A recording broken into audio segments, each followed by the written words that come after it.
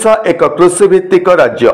कृषिर उन्नति हेले कृषक हेब समृद्ध तथा राज्यर प्रगति हेब बोली उभय सरकार और बुद्धिजीवी माने मत व्यक्त करती।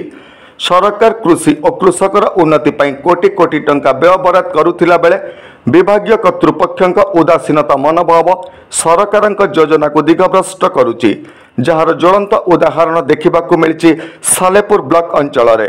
सूचनायोग्य कटक जिला सालेपुर ब्लॉक बालीसाही पंचायत बटेश्वर ग्राम 11 नंबर वार्ड थिबा एकर एकर चाष जमी को पानी जीवाई केन्द्रापड़ा मुख्य केनालू एक करिनाल सालेपुर काड़ा विभाग पक्षर निर्माण करा जायछि, किंतु ए करनाली निर्माण को धर्म को आखिठार बोली ए करनाली निर्माण कार्य अति निम्न मानर बोली चाषी माने प्रकाश करिसंती।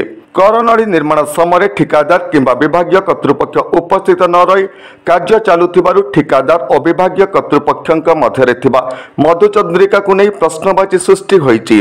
एही कार्य निर्माण को नहीं आम प्रतिनिधि असिस्टेंट इंजीनियर एसडीओ और एग्जीक्यूटिव इंजीनियर को फोन जगे जोगाजोग करथिले मध्य सेमाने फोन उठाई नथिले किंबा कॉल बैक करि नथिले।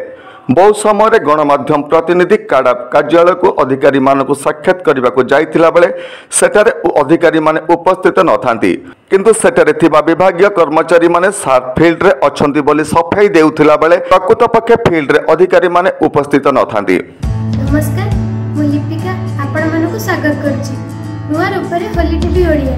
होली टीवी ओडिया सहित जोड़िया पई आपण माने लाइक करंतु, सब्सक्राइब करंतु, शेयर करंतु। साधारण लोक मानक सेवा जोगैबा अधिकारी मानकर प्रथम कर्तव्य, किंतु काड़ा अधिकारी चाषी मानक वृत्ति रे मध्य बाधक साजुचंती बोली चाषी प्रकाश करिसंती। बटेश्वर ग्राम रे निर्मित करनाली कार्य को विभागीय उच्च कर्तृपक्ष तथा विजिलेंस तदंत करती ताहले काड़ा विभागर बहु गोपनीय तथ्य प्रकाशित होई पारियो बोली साधारण रे मत व्यक्त होईछि। कैमरामैन धीरेन्द्र दास विस्मित जेना रिपोर्ट, होली टीवी ओडिया।